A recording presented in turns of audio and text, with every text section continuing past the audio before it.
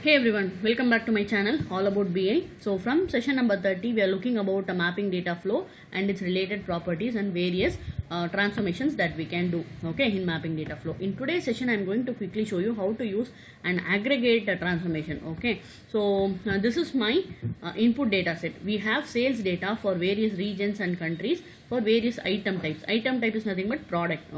So for these kinds of product, what is the sales and what is the total revenue, cost and profit. So what we are going to do is, based on this item type, right, we are going to group the records and do a sum of total revenue, cost and profit. So just for your understanding, right, I have created a pivot table out of this data set. So this is how we are expecting the records after we implement the aggregation in data factory pipeline. There should be 12 records out of the data set that we are providing. So I'll quickly go to adf.azure.com, and this points to my sales Excel file that I showed you now. So just click on plus to implement the aggregation. Click on it, come down, choose aggregate. So in this aggregate you should tell based on which column you have to group by. So in our case it's going to be item type. Item type is nothing but product. Alright, so choose the group by column and then come to aggregates tab. Here you have to select for which columns and all we need to implement the sum operation or aggregation operation. Total revenue, and then click one more, add column, total cost, and then total profit. So for 3 columns we need to implement aggregation.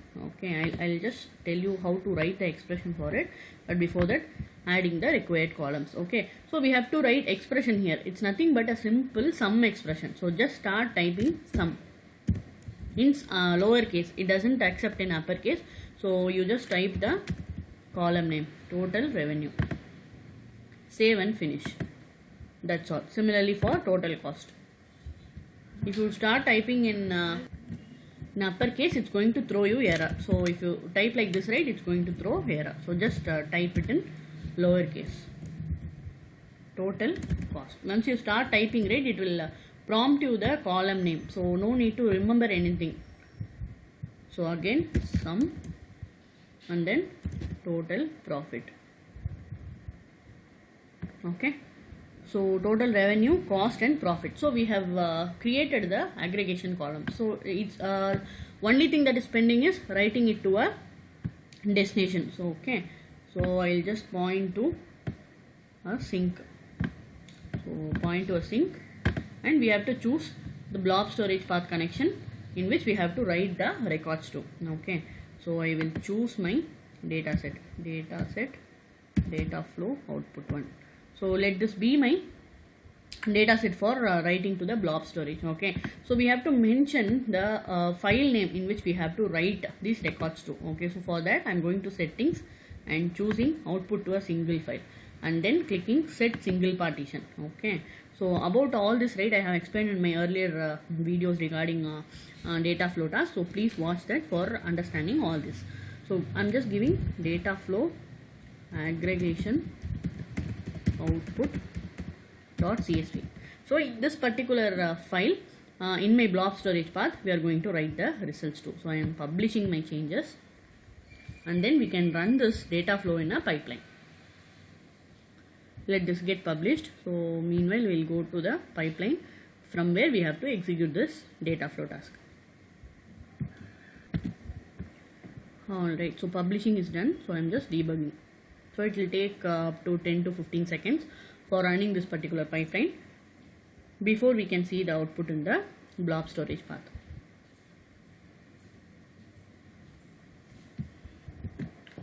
So pipeline has successfully executed. So I'll go to my blob storage path and I'll do a refresh. So here we should be seeing a CSV file with the grouped data. This is my output file.